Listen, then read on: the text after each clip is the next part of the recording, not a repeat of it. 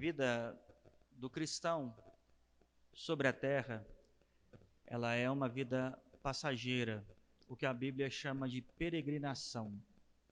É um período transitório.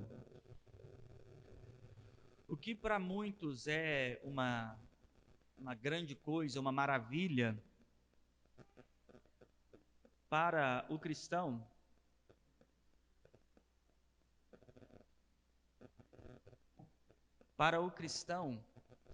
é só uma transição.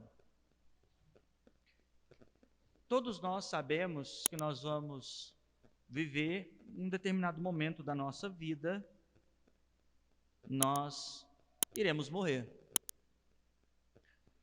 Bom, assim como nós não sabíamos o dia que iríamos nascer, não fazíamos ideia o dia que iremos morrer.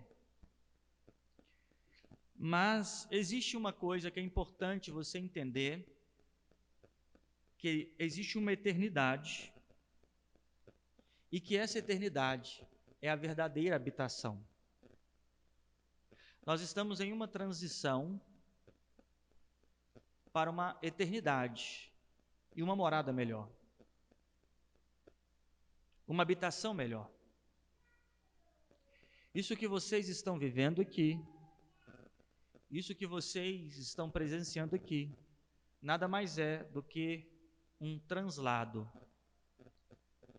É um caminho para alguma coisa, ou melhor, ou pior. Melhor para alguns, pior para outros. Eu quero começar falando sobre isso aqui em Hebreus.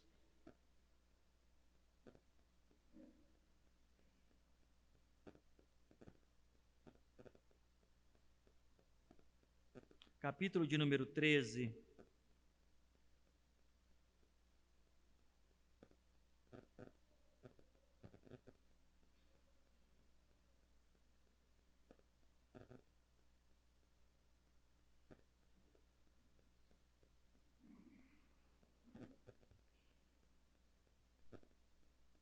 Hebreus, capítulo de número 13,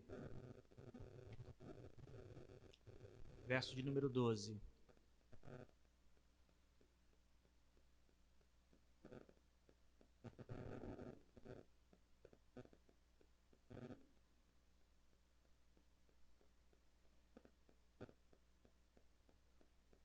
Diz assim, Hebreus 13, 12. E por isso também Jesus, para santificar o povo pelo seu próprio sangue, padeceu fora da porta. Saiamos, pois, a ele fora do arraial, levando o seu vitupério.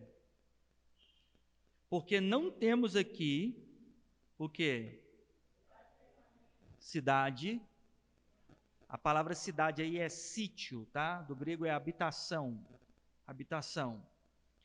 Não temos aqui habitação permanente, mas buscamos o quê? A que há de vir, ou a futura. Porquanto ofereçamos sempre por ele a Deus sacrifício de louvor, isto é, o fruto dos lábios que confessam o seu nome. Vamos orar?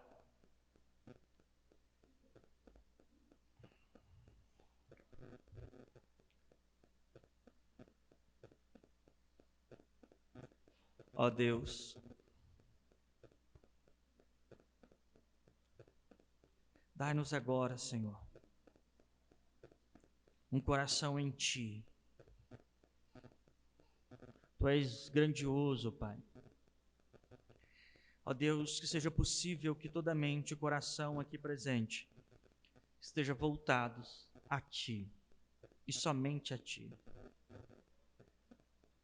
Ó Deus, nos faça agora, enquanto pregamos a Tua palavra, enquanto falamos do Teu Evangelho, que a mente e o coração de todos, meu e dos meus irmãos, estejam voltados a Ti.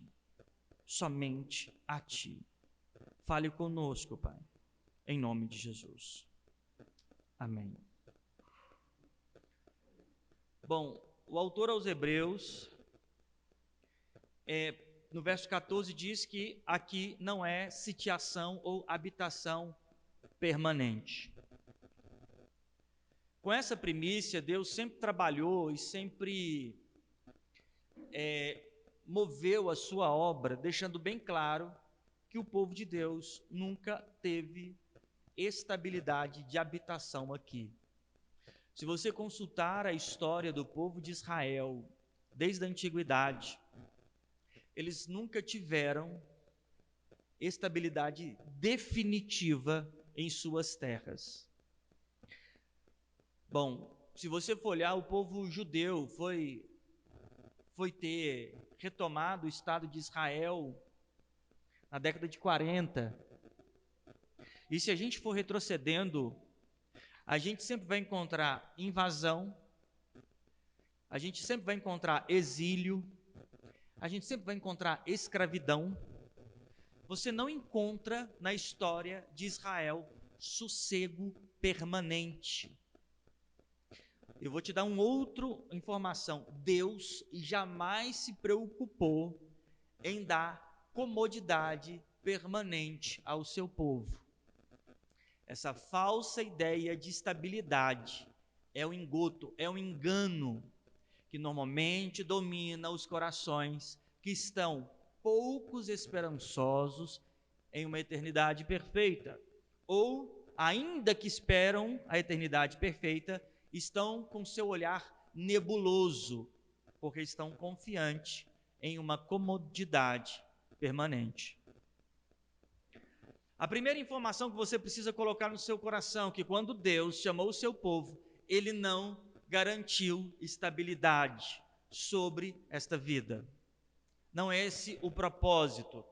Deus separa Abraão, a primeira coisa que Ele faz, tira ele da comodidade, sai da sua terra. Deus não disse, olha Abraão, você vai ficar na sua terra, eu vou prosperar você aí nessa terra. Não, sai da tua terra. E Abraão vai sofrer dias adversos, para que através da vida de Abraão, promessa venha se cumprir para a revelação de Jesus Cristo. Abraão sai da sua terra, porque era necessário que ele se tornasse um peregrino.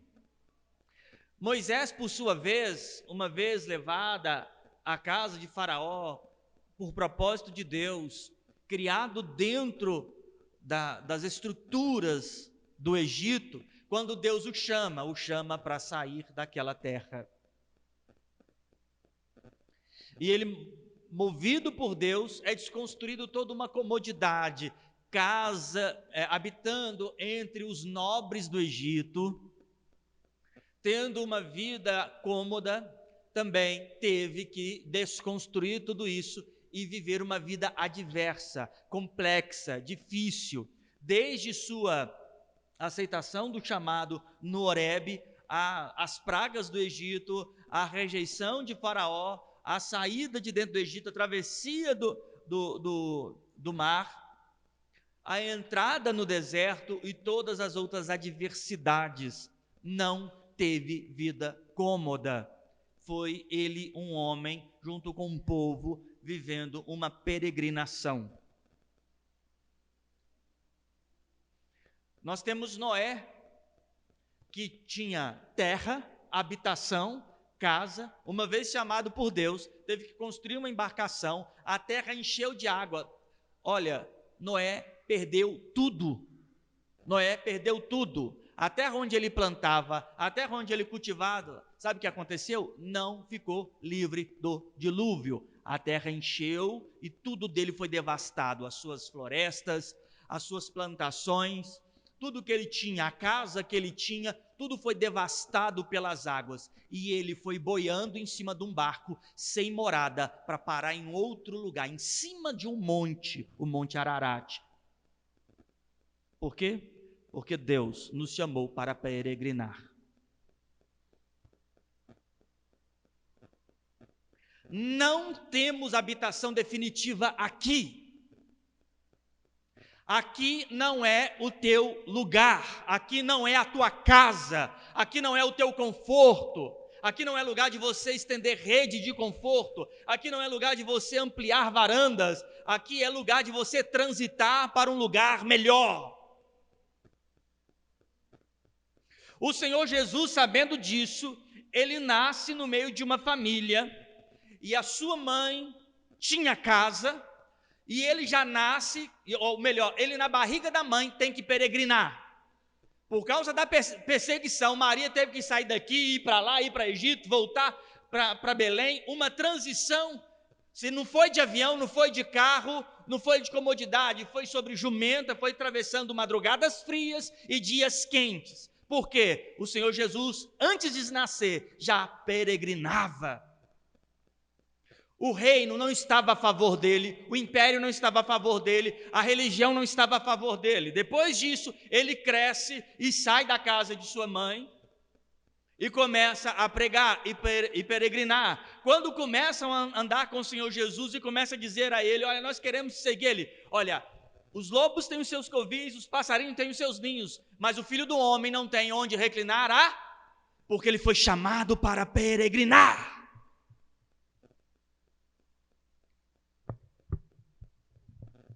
E o Senhor Jesus começa a viver uma vida onde continua o rei não querendo ele, o império não querendo ele, a religião não querendo ele.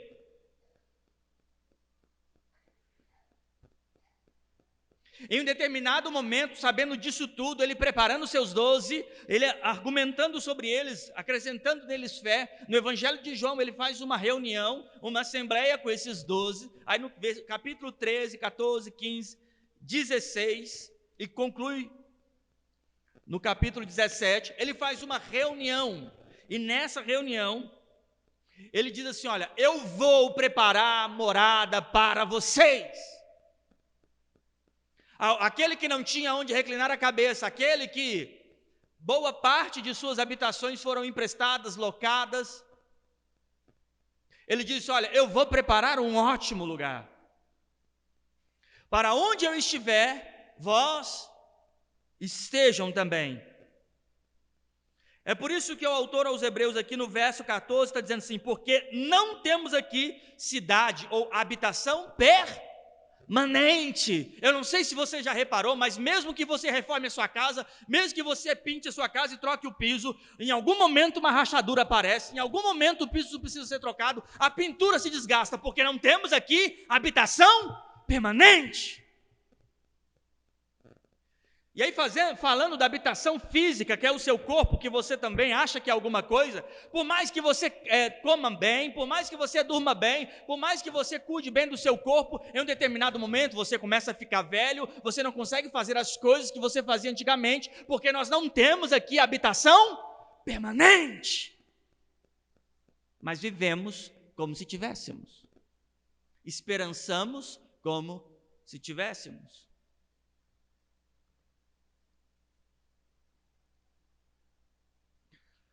Paulo, aos Coríntios, chega a dizer no capítulo de número 15, que se esperarmos em Cristo somente nessa vida, somos as mais miseráveis de todas as criaturas. E por que ele diz que alguém que espera em Cristo pode ser considerado mais miserável do que alguém que não espera em Cristo? A diferença está que a esperar em Cristo tem uma causa insignificante, que é esta vida.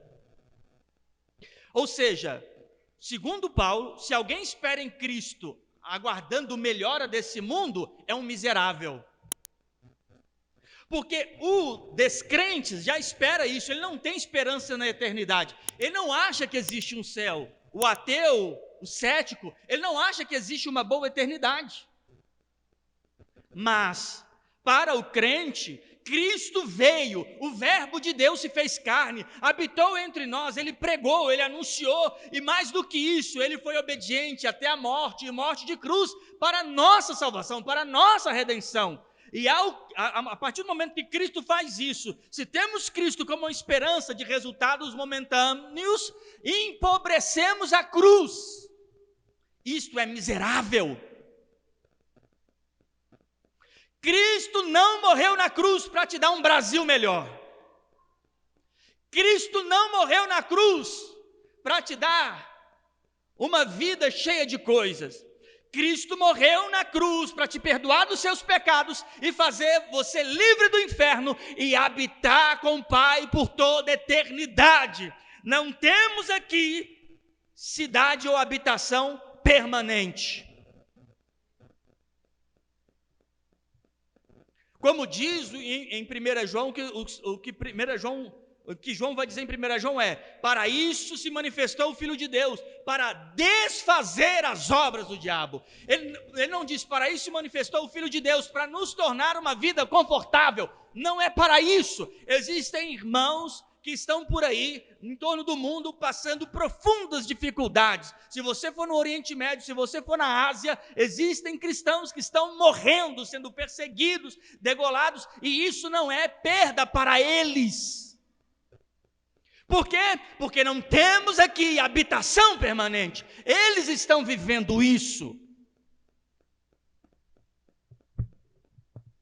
Mas de alguma maneira, por algum motivo, a consciência de muitos foram cativados, aprisionados na ideia de uma boa e cômoda vida. Isso é ruim, em algum momento será doentio, porque cristãos não podem esperar nesta vida.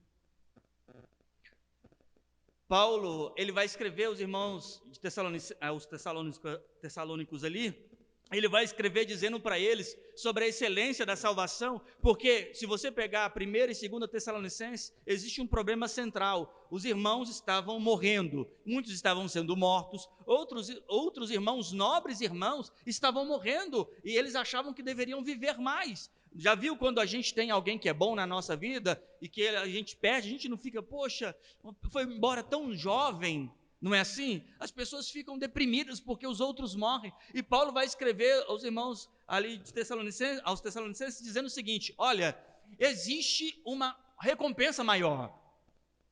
Nós teremos o corpo transformado em glória, nós subiremos com ele, nós habitaremos com ele. A argumentação de Paulo em Tessalonicenses é preparar eles para uma eternidade melhor. Um jovem que morre em Cristo, ele não morre, mas vive para sempre. É o argumento de Jesus em João capítulo de número 11. Aquele que vive e crê em mim nunca morrerá. E ele diz: olha, vocês terão um corpo transformado. Essa é a expectativa, ou deveria ser a expectativa. O que moveu o coração dos primeiros cristãos, que eles foram perseguidos, e como diz a história, várias vezes em Roma, sendo usado como vergonha pública, um vitupério público, um vexame, aonde eles eram torturados, e eles iam cantando e louvando a Deus. O autor aos Hebreus, já constatando muitas mortes e perseguição por causa da fé, eles chegam a dizer: homens que foram mortos ao fio da espada, torturados. Aí chega a dizer: homens cujo mundo não eram digno deles. Entenda uma coisa: um cristão regenerado, salvo com esperança na eternidade, esse mundo não o merece. Esse mundo não merece a igreja, não merece os salvos. É isso que ele está dizendo. O mundo não é digno dos tais. Todo aquele que tem uma esperança eterna em Deus, esse mundo não é digno deles, não é digno deles pisarem nesse mundo, e é por isso que Deus os leva. Diz as Escrituras, no livro de Salmos, que há prazer em Deus, há satisfação em Deus, na morte dos seus justos. Deus é satisfeito na morte do seu justo. A Escritura diz que Deus não tem prazer na morte do ímpio, antes que ele venha e se converta. Mas no Salmo 116 diz que é bom aos olhos de Deus a morte de seus justos. O que isso significa? Que para ele, quando um ímpio morre, é triste. Porém, para Deus, quando um justo é levado aos céus, independente da forma, uma forma triste, dura, incisiva, independente de como, para Deus é agradável, porque o tal está definitivamente selado, sem dor, sem sofrimento, sem angústia, apagado completamente a tentação de seu caminho e reservado a Deus por toda a eternidade, da onde ninguém mais pode tirá-lo.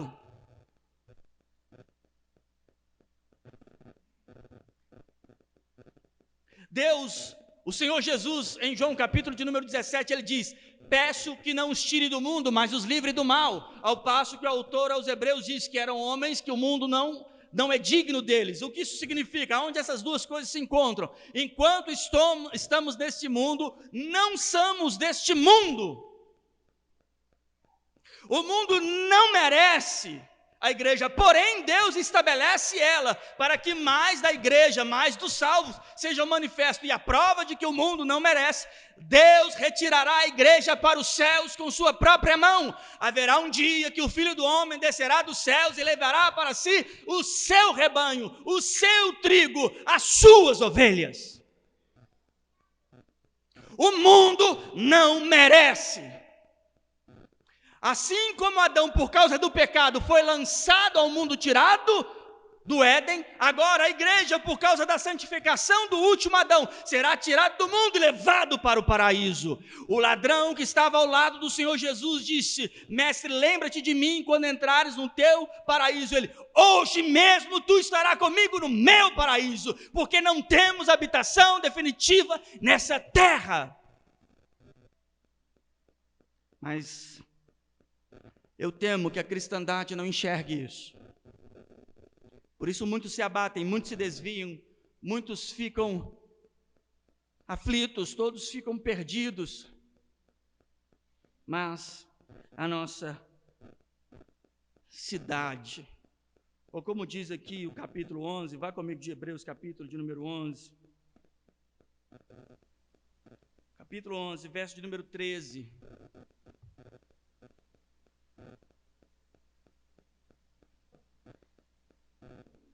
Hebreus 11, 13. Todos esses morreram aonde? Na fé, sem terem recebido as promessas, mas vendo-a crendo e abraçando-a, confessando que eram estrangeiros e peregrinos aonde? Olha que coisa, ele está dizendo isso aqui, ó. Ele citou o capítulo 11 sobre aqueles heróis da história, aqueles homens que foram contemplados pela fé. Fala sobre Abraão, fala sobre Enoque, fala sobre Noé, e ele diz: olha, estas pessoas, esses todos morreram na fé, na crença, sem terem recebido ou sem terem adquirido naquela circunstância a definitiva promessa, mas eles estavam vendo ela pela fé. Olha, Moisés, Abraão, Noé, nenhum desses homens tinham a apuração histórica de como o Messias operaria sua obra, mas eles tinham uma esperança de salvação. Aí olha o verso de número 13 termina dizendo assim, que confessaram que eram estrangeiros e o quê? Lembra que eu citei de Abraão? Abraão não se revela um peregrino? Moisés, peregrino? Homens que não estavam preocupados em estabelecer vida permanente. Aí ele verso 14, porque os que isso dizem, claramente mostram que buscam o quê? Uma pátria. Cada um desses sabiam que existia uma pátria. Sabe o que significa pátria? É morada patriarcal, ou morada dos pais, habitação da onde você foi gerado. Nós, enquanto brasileiros, nós somos gerados aonde? Brasil. Nossa pátria é o Brasil, correto? Estamos aqui. Se você for levado aos Estados Unidos, lá você é reconhecido como brasileiro, porque a sua pátria é aqui. Aonde você nasceu? No Brasil. Olha que coisa. Nós temos uma pátria celestial. Mas aonde que nós nascemos? Aqui. Como é que nós temos uma pátria no céu se nascemos aqui? Como é que podemos ter uma pátria celestial se nascemos aqui? A grande questão é que o novo nascimento muda a origem de onde você nasceu. Vá aqui comigo em 1 Coríntios. 1 Coríntios capítulo de número 15.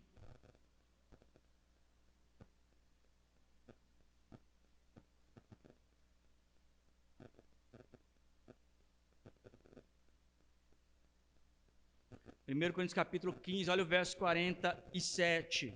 O primeiro homem, Adão, ele é da onde? Da terra. E o segundo homem, o Senhor? Olha o verso 48. E eu vou parafrasear, dizendo assim, ó. Assim como é o terreno, também são os terrenos. E assim os celestiais também quem? Então o primeiro Adão, ele foi feito aonde?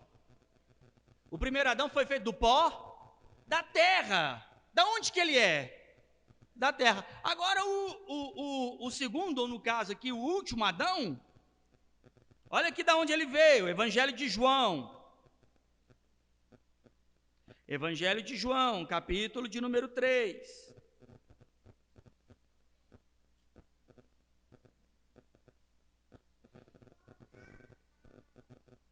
Verso de número 13. João 3,13. Diz aí, ora, ninguém o quê?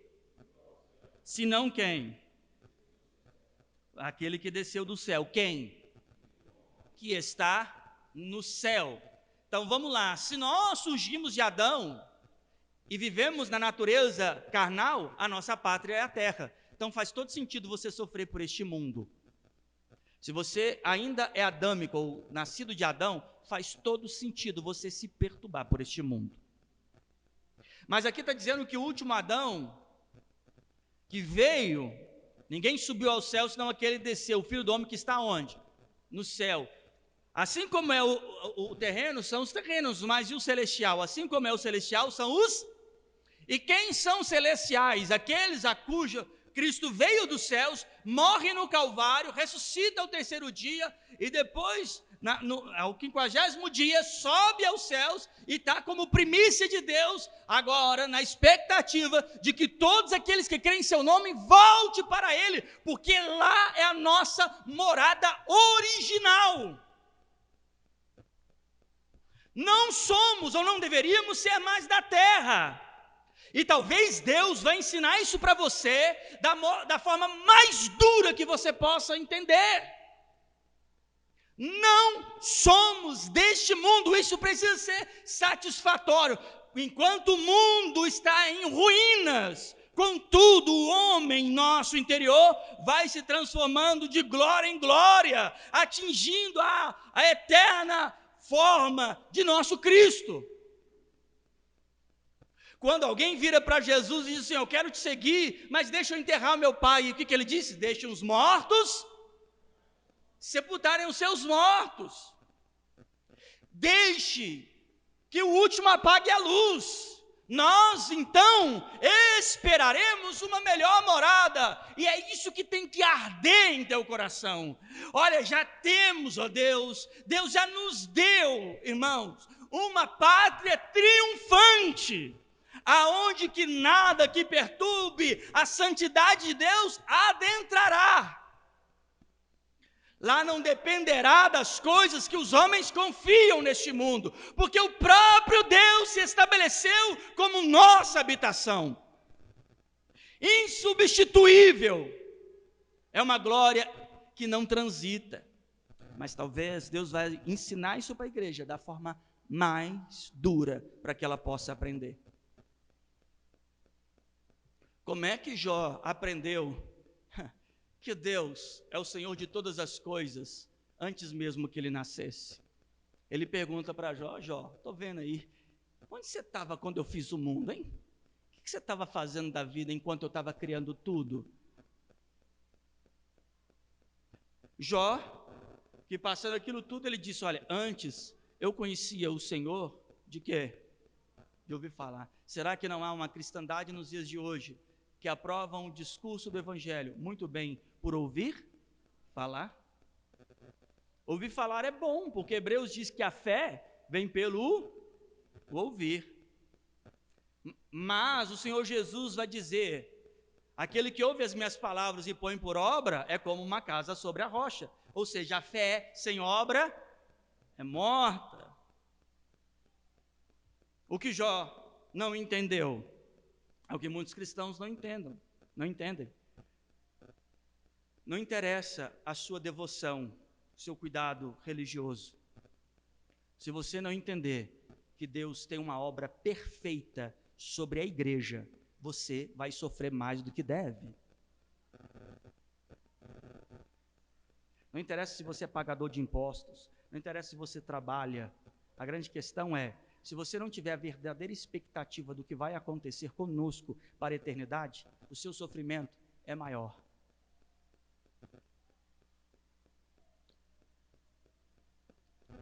Vai lá no Evangelho de João comigo.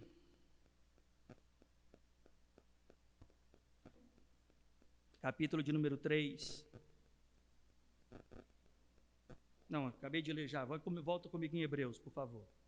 Hebreus, capítulo de número 11.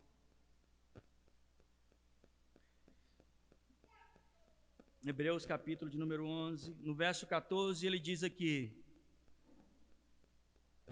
porque os que assim dizem claramente mostram que buscam o quê? Uma pátria. Verso 15. E se na verdade se lembrasse daquela de onde havia saído, teriam oportunidade de tornar, mas agora desejam uma melhor. Isto é, qual? Celestial. Pelo que também Deus não se envergonha deles e de chamar seu Deus, porque já lhe preparou uma habitação. Aqui não diz que Deus irá preparar. Aqui está dizendo que o verbo já está no conclusivo. O que ele fez? Já preparou. Já está tudo preparado. A cidade aqui não é, volto a dizer, não é cidade como território. Você costuma ver aqui, por exemplo, não é a cidade como Contagem. A cidade ali é sítio, é habitação, é local. Já temos um local permanente. Já temos uma morada permanente. Sabe o que vai acontecer? Eu e você entraremos por essa eternidade. Sabe o que vai acontecer com o mundo? Quando o Senhor chamar a igreja, os céus e a terra já serão passados. Vou falar aí para vocês, para nós aqui, desse momento agora de política, não interessa. Direita, esquerda, socialismo, comunismo, capitalismo. Sabe o que vai acontecer com tudo isso? Vai passar. E no dia que passar, a igreja vai estar de pé, sem chão, sem nenhum chão, diante do Criador. Sem nenhum chão. Lá em Filipenses, diz que todo joelho vai se dobrar diante dele. Todos. Os que fizeram certo, os que fizeram errado, todos vão se dobrar diante dele, os seus joelhos. Ali será um grande dia de juízo. Nós temos habitação permanente em Cristo. Vai aqui comigo em Filipenses.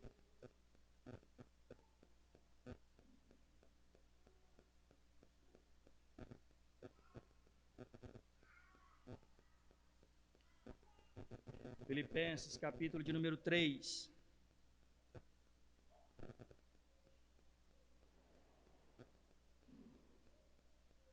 Filipenses 3, o verso de número 20. Filipenses 3, 20 diz assim: mas a nossa cidade está onde? Aonde está a nossa cidade? No caso, trocando sempre a palavra cidade por habitação. Mas a nossa habitação está onde? No céu. De onde também esperamos quem?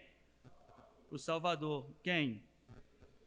Que vai fazer o quê? Transformar o nosso corpo abatido para ser conforme qual? O seu corpo glorioso, segundo o eficaz poder de sujeitar também a si todas as coisas. Entenda o que ele está dizendo, gente. Olha, a nossa habitação é no céu, de onde esperamos que o Senhor Jesus vai vir, e o verso 21 vai transformar o nosso corpo abatido para ser conforme qual corpo? Vocês lembram quando Jesus ressuscitou? Ele estava enfaixado, mancando, reclamando das dores na mão, na coluna, onde foi perfurado, nas costelas, os pés. Ele estava mancando porque estava com o pé furado. Ele não ressuscitou que nem um herói que você vê no filme, né? Que parece que mataram um Rambo e daqui a pouco, do nada, todo torto, carregando armas, fala assim: o meu herói não morreu. Não, não é assim. Ele ressuscita. A mão dele está doendo? Não. Os pés dele estão doendo? A perfuração de sua costela, os buracos de espinho na cabeça está doendo? Não. Sabe por quê? Ele ressuscitou em glória. Ele ressuscitou em glória. Nós teremos o corpo transformado ao de Cristo. Nenhuma angústia tomará mais o teu coração. Nenhuma tristeza tomará mais o teu coração. Nenhuma dor mais tomará o teu coração. Nenhum desespero mais tomará a tua consciência. Você não sentirá nem frio, nem dor, nem calor. Lá não haverá mais lágrimas. No céu ninguém chora. Cristo chorou. O relato do choro do nosso Senhor Jesus foi diante daqueles incrédulos à ressurreição de Lázaro, mas não tem descrição de Jesus sentado no trono chorando, porque no céu não haverá mais lágrima. O Senhor Jesus sofreu dores enquanto carregou a cruz, enquanto foi espancado, mas agora, glorioso e majestoso, está sentado em seu trono, revestido de glória, coroado de santidade, e é intocável. Ali não há dor. Sabe por quê? Ele ressuscitou em corpo glorificado. Nós não teremos um corpo menos glorificado do que Cristo. Nós não teremos uma santidade menor oferecida a nós. Ele não quer, no céu não haverá hierarquia de santificação. Todos nós seremos um com Ele. Olha o que ele está dizendo no verso 21. Que transformará o nosso corpo abatido para ser conforme o quê? Cristo ressuscitou gloriosamente. Nele tem alguma dor? Algum sofrimento? E por que então você não crê nisso? Agora, nós temos que carregar no nosso corpo as marcas de nosso Senhor Jesus. Todo o seu sofrimento, a angústia dele, não foi por um mundo melhor, foi para que os salvos recebessem a sua salvação. Você precisa colocar o seu coração em dor, é pelo perdido, é para que ele receba o evangelho, para que ele seja salvo deste mundo. É isto que você precisa completar. Olha o que Paulo diz: nós temos que completar as aflições de nosso Senhor Jesus Cristo. E como completamos as aflições de nosso Senhor Jesus Cristo? Ele pregou, ele declarou o seu evangelho todos os dias até o dia de sua morte. É o que devemos fazer para que mais pessoas, a qual ele elegeu antes da fundação do mundo, possam ser alcançados. Enquanto esse mundo se destrói, contudo, a igreja vai sendo edificada, como diz Pedro, em 1 Pedro, que nós somos pedras dessa edificação, e somos construídos agora um edifício para a eternidade, cada um de nós, pedras vivas, sendo ele a base disso tudo. Você não pode deixar o seu coração se abater por este mundo. Entenda, Deus talvez vai ensinar isso para a igreja, da forma mais difícil, porque há cristãos esperando nesta vida, e esta vida não tem nada para melhorar.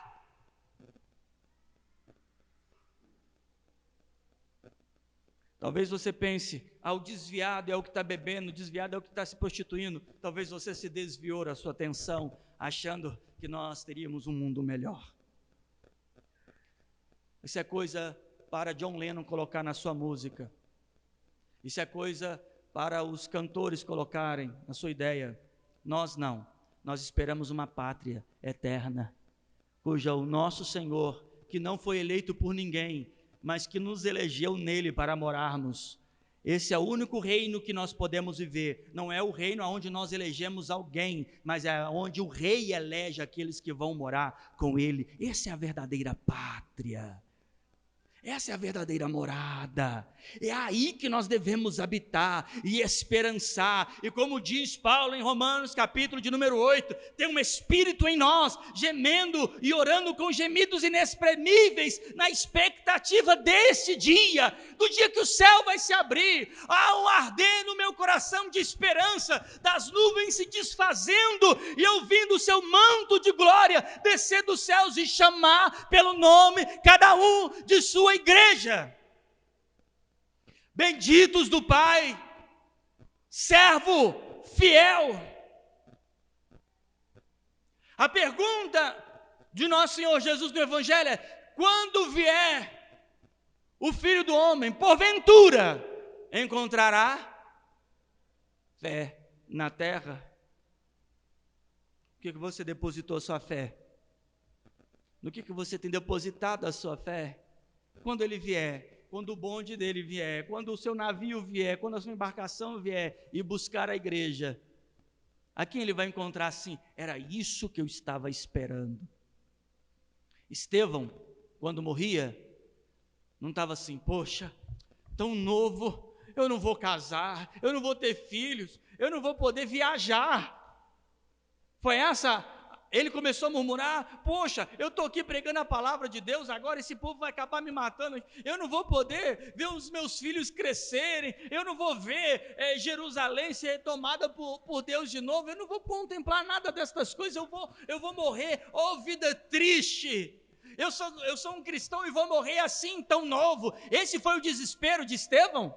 Não, Estevão viu os céus abertos, o Filho do Homem à destra dele, só aguardando o fôlego de vida deles voltar para o Senhor, enquanto apedrejavam a estrutura física de Estevão e dilaceravam as suas vísceras no meio da praça. Estevão estava sendo recolhido porque ele viu o seu Criador e o seu Salvador à direita, ao teu e o meu Salvador. Nunca esteve em nenhuma urna, nunca esteve em outro lugar senão a destra de Deus.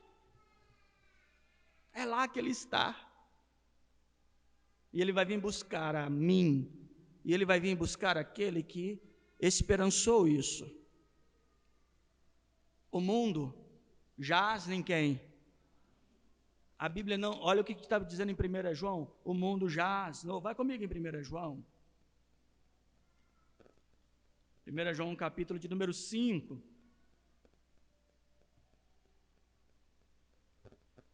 Verso de número 19.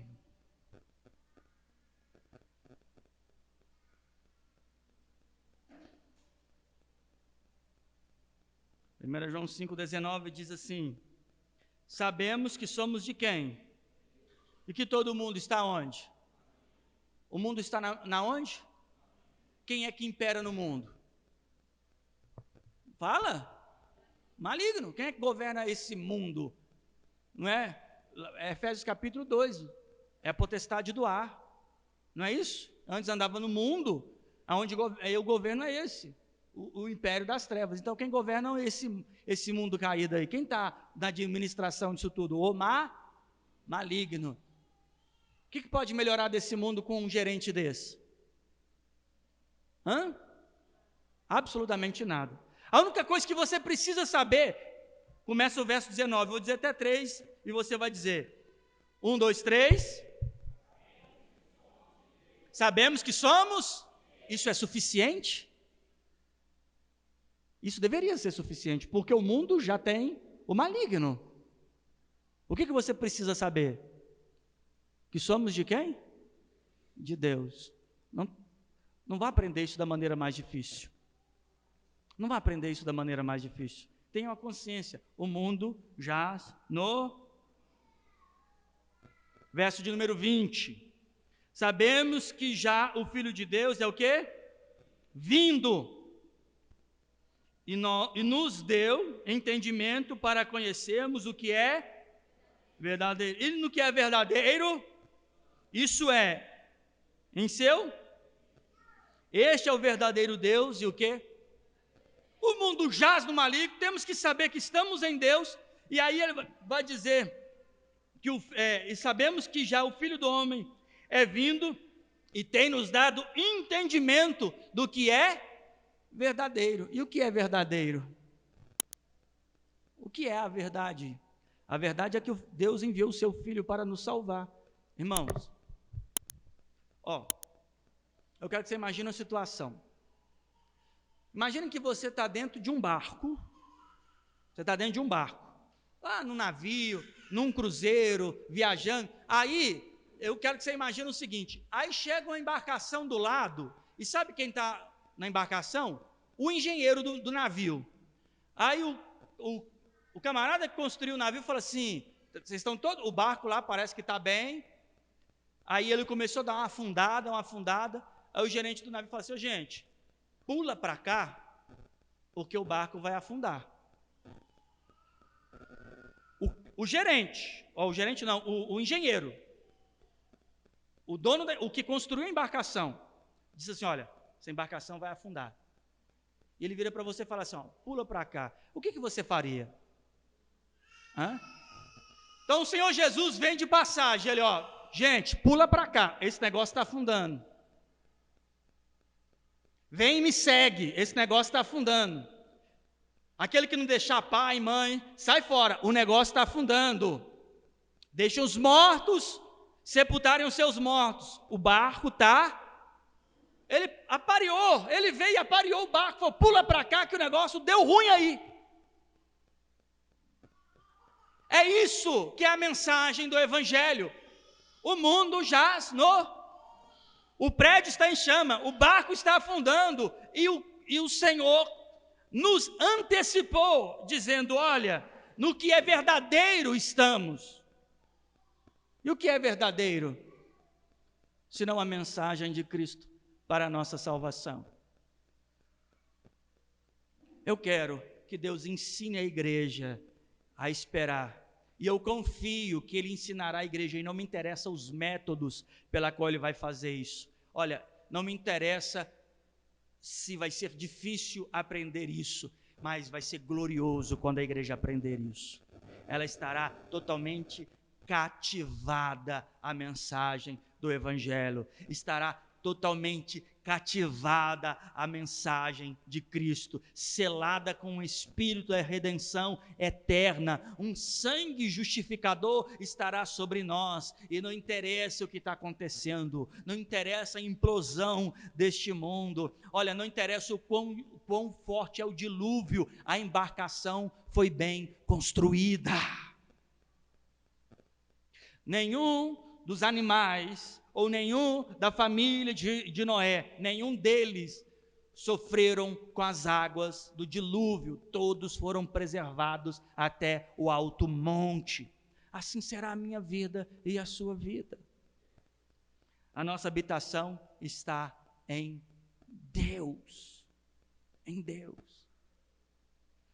Perguntaram para o Senhor Jesus, a título de tentar pegá-lo em alguma palavra, um religioso vira para ele, ó Jesus, uma mulher que perdeu o seu marido, ela vai e casa com o irmão desse marido que faleceu, aí esse outro irmão morre, e ela casa com outro, e aí sucessivamente, quando chegar no céu, qual desses será o seu marido? Qual foi a resposta de Jesus? Nenhum e nem outro, serão como os anjos. Aí eu fico vendo, né, os casais aí, tem suas esposas, as suas namoradas, noivas, Jesus volta e antes de você casar, né? Já pensou? Tomara. Eu prefiro Jesus voltar do que você casar.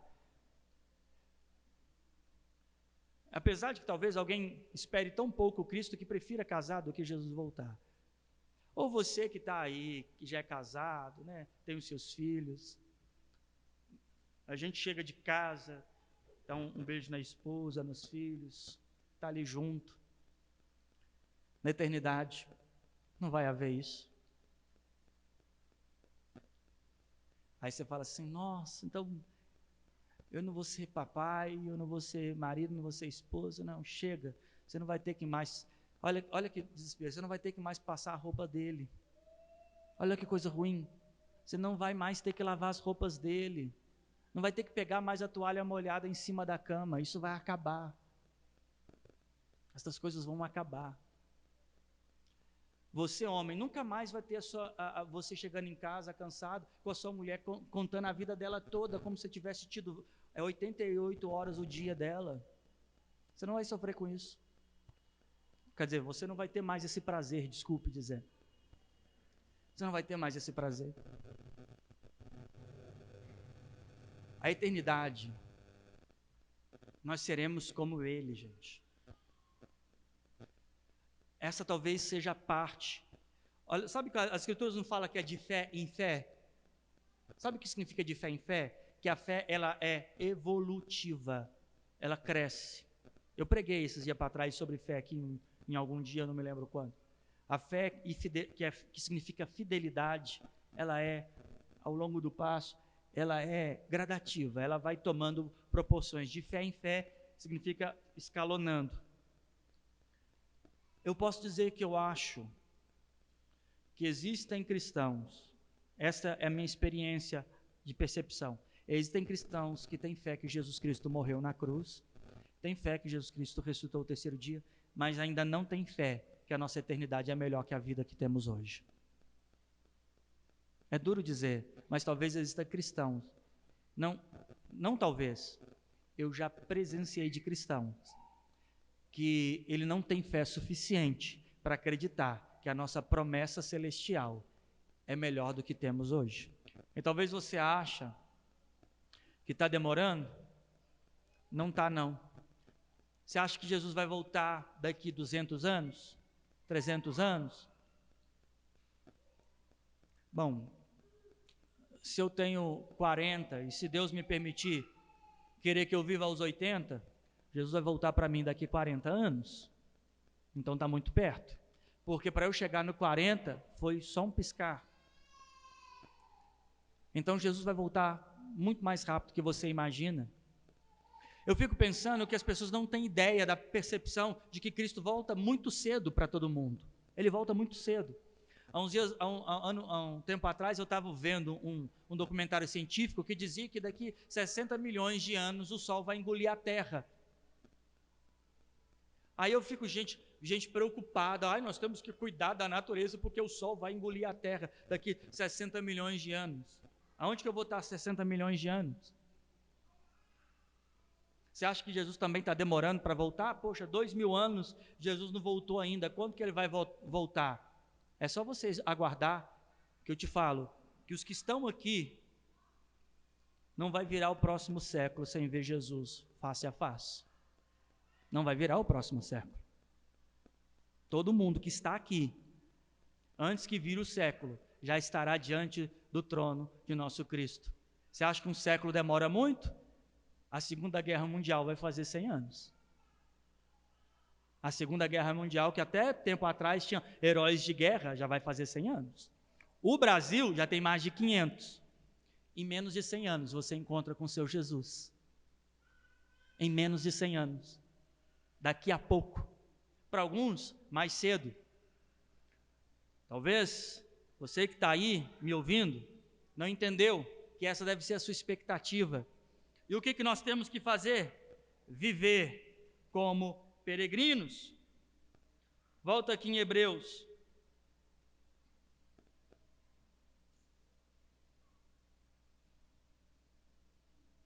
Capítulo 13, verso de número 14.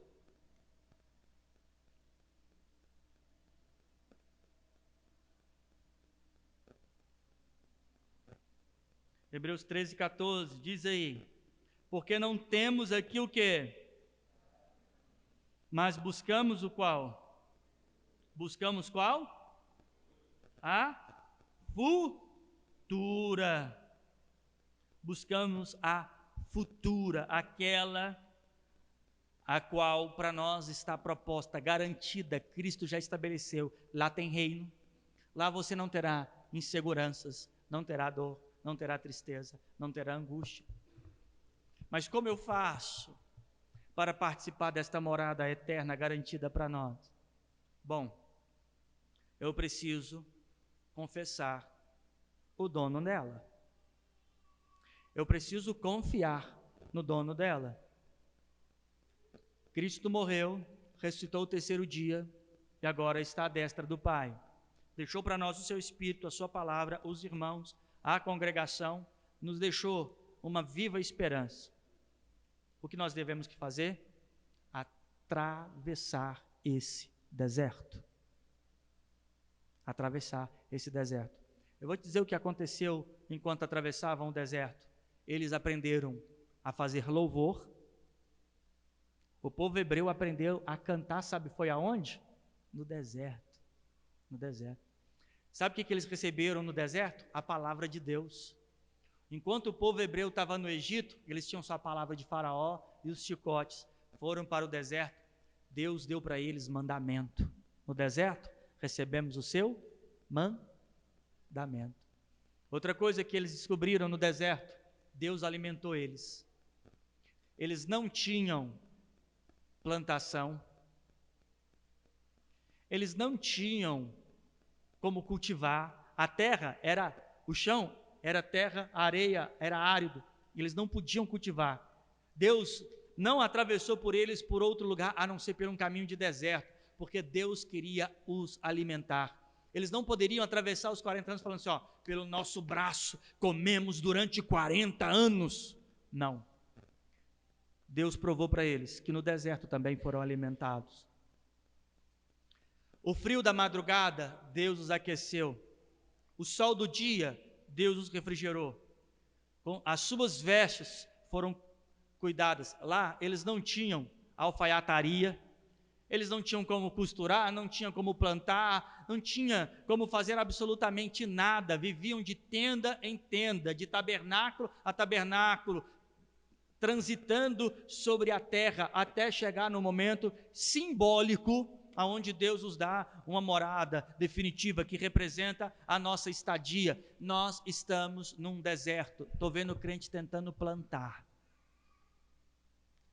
Estou vendo o crente tentando abrir a terra de um lugar árido e tentando cultivar ali alguma coisa. E quando ele acha que está indo brotar, pelo contrário, esforço, ele diz, olha, todas as manhãs, olha o que ele diz acerca do maná, todas as manhãs, vai descer o orvalho, e vocês vão sair da tenda, e terão o suficiente para comer vós, os vossos filhos, e eu quero que vocês só comem o suficiente do dia, não guardem para o outro. Sabe o que acontecia no outro dia? Vinha. Por que nós estamos insistindo em plantar num deserto? Por que eu e você estamos caindo no erro de achar que o deserto a qual o Senhor nos colocou é um lugar aonde nós iremos fazer morada?